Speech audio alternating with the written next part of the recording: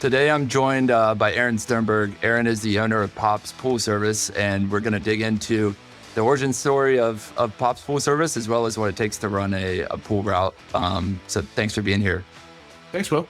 One of the things I was reading the website and trying to kind of get a better understanding of what y'all do.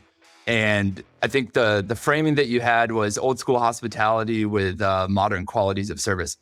What does that mean to you, and where did that come from? So I think a lot of it has to do with kind of like what people are used to with their pool guy. Most people that have been cleaning pools have been doing it for a really long time. So they're pretty good at it. A lot of these guys that are, like our dad's age. Sure. They've been doing it forever, but they don't answer the phone. They don't have a website. They don't have an email address. Hopefully they come on the same day every week.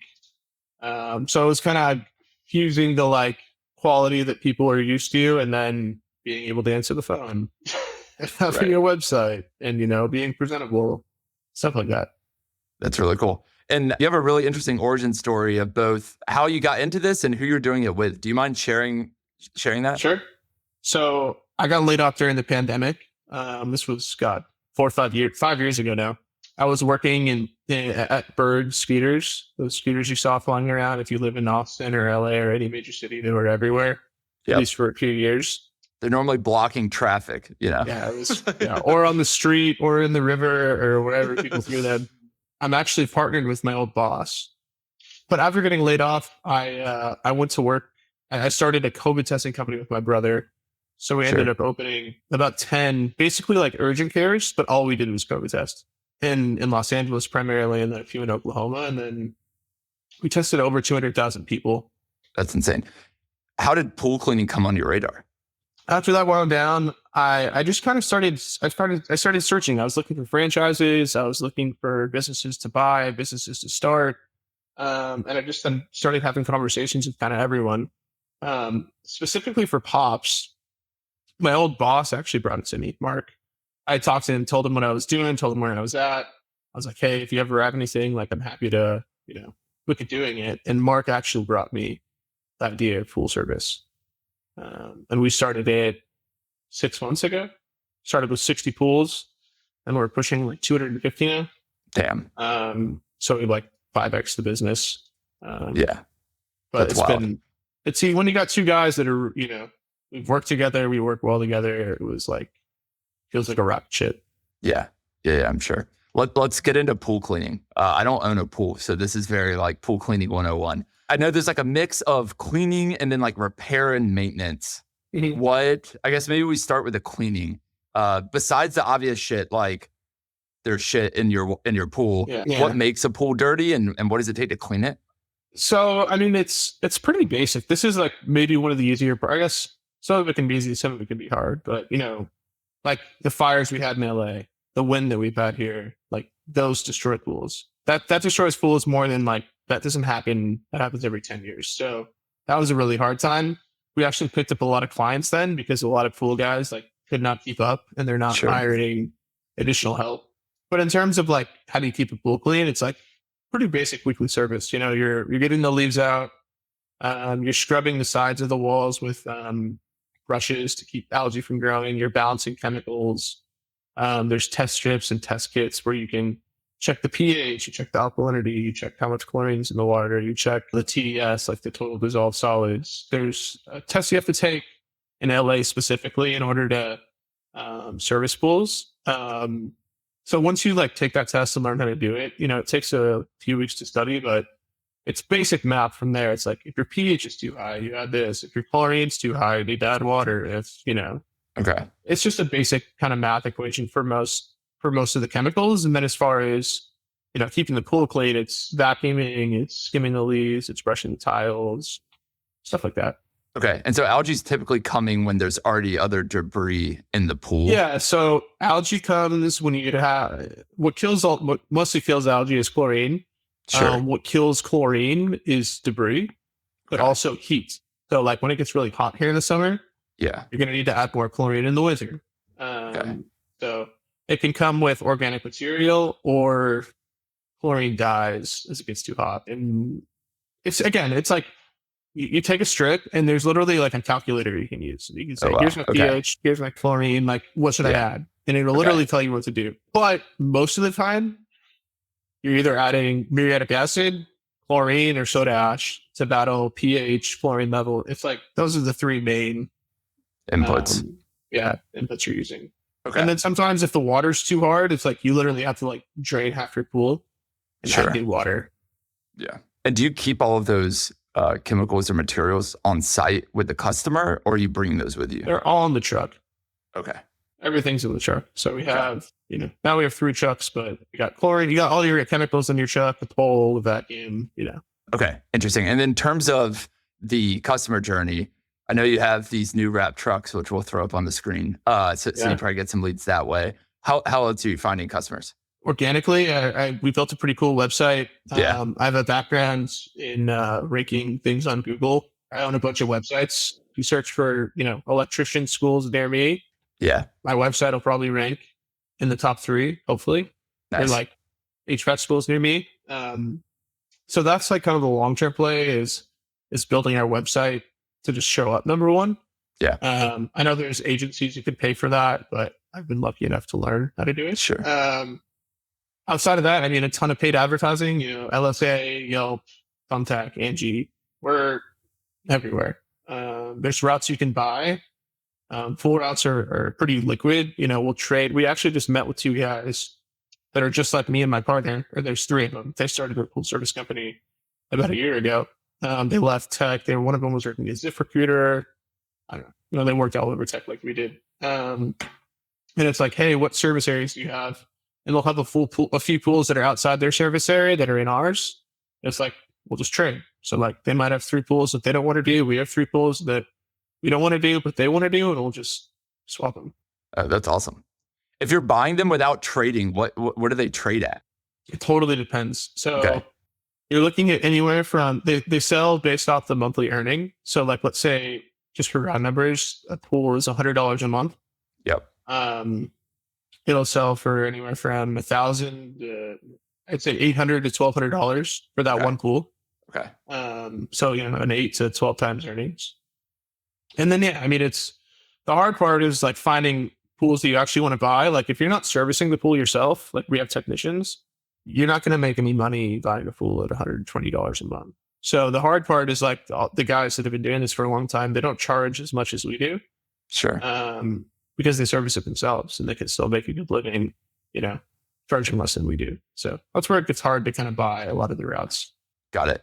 What percentage would you say is they don't have any pool cleaning right now, and they're kind of just trying it themselves as a homeowner versus very small.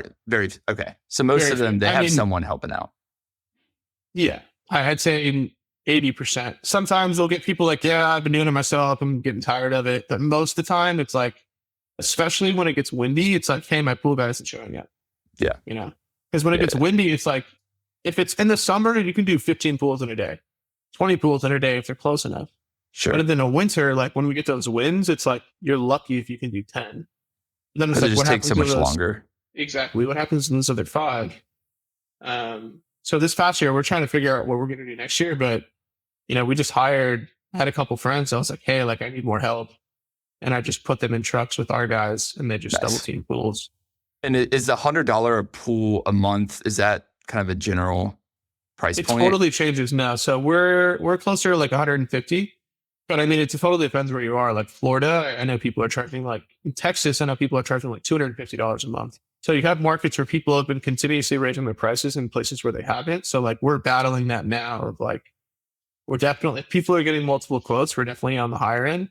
Sure. And we have to do a good job of explaining kind of like what's the value add when they come with us. What is a typical margin on a pool job? So you charge like $100. Of that $100, how much is going to like labor versus the chemicals? High level, so it depends. Like we're in this mode where like all we care about is growing. So like if we turned up our ad spend, our margins would probably be better. But you're anywhere from, if you're doing it yourself, you can get as high as like 35%. We're probably closer to 20. Yeah. But it totally depends on what your goals are, I guess. If you want to be really cheap and like, not buy new poles when they break and just like figure it out, you can get a pretty high margin. But if you're looking to grow, it's not going to be Yeah. 40%. Of the 80% of costs, what is that? Labor, Largely labor. marketing. I mean, the overhead is, I mean, we have our trucks now too. So, Yeah. we're paying for insurance, but most of it's labor, insurance, gas, Okay. the standard stuff. Yeah.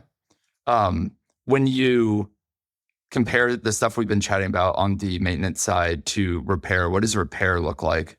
Repairs are way better. Margins are much higher. Because it's, a pump costs, I don't know, let's say a pump costs $1,200 or $1,000. Yeah. We'll charge someone $1,500. It'll take us, 2 hours. And then, the labor's $50 and maybe, $75. Sure. But then the rest of that's just margin.